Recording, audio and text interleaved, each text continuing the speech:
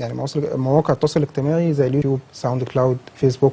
صوتك بجد حرام ما يوصلش. يعني لازم صوتك يوصل، صوتك لازم، دي نصيحة بقدمها لك في البرنامج، لازم يوصل لعدد كبير من الناس.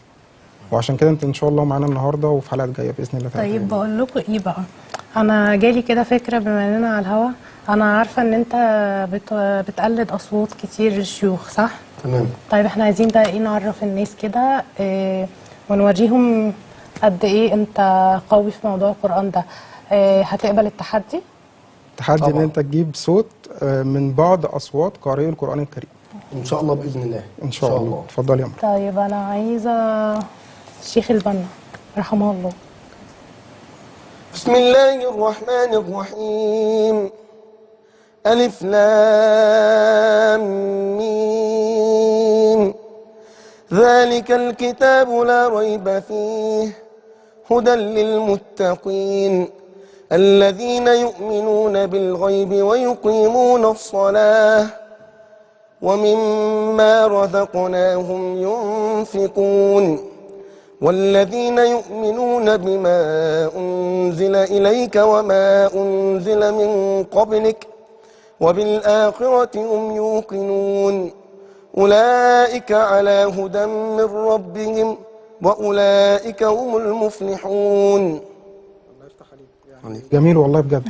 يعني انت جايب اقرب حاجه من درجه الصوت. انا بقول لك انا ازاي عايز كده اختار ازاي، هي بتقول لي ازاي كده وموطيه صوتها مش عايزه تقطع عليه. طب انا ممكن اختار شيخ برضو ولا ايه؟ الشيخ مثلا محمود خليل الحصري، كنت لسه سامعه انا جاي. أعوذ بالله من الشيطان الرجيم. بسم الله الرحمن الرحيم.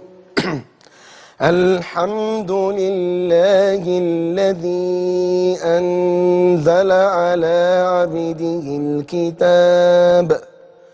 الحمد لله الذي أنزل على عبده الكتاب ولم يجعل له عوجا قيما لينذر بأسا شديدا من لدنه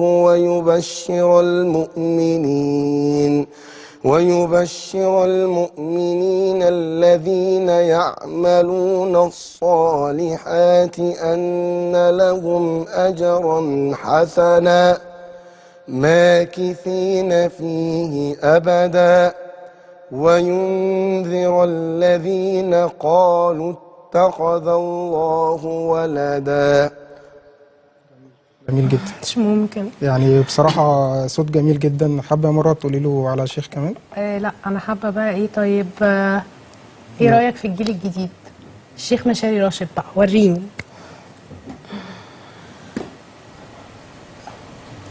الحمد لله رب العالمين الرحمن الرحيم مالك يوم الدين إياك نعبد وإياك نستعين اهدنا الصراط المستقيم صراط الذين أنعمت عليهم غير المغضوب عليهم ولا الضالين.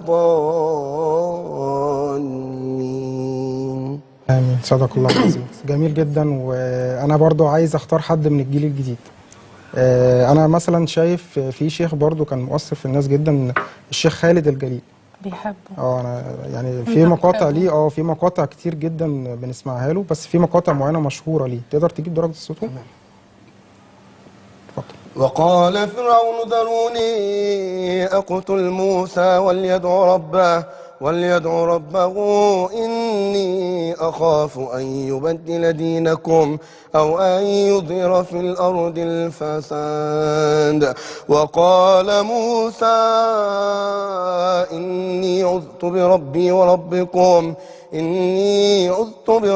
وربكم من كل متكبر لا يؤمن بيوم الحساب.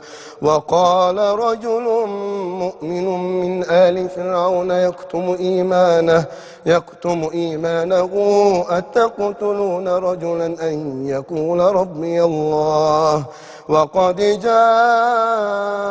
جاءكم بالبينات من ربكم وإن يك كاذبا فعليه كذبه وإن يك صادقا يصبكم بعض الذي يعدكم إن الله لا يهدي من هو مسرف كذاب. عليك انت يعني جميل جدا انت والله. بتعملها ازاي قبل ما اطلب منك واحد تاني بجد؟ يعني تدربت على ده ازاي؟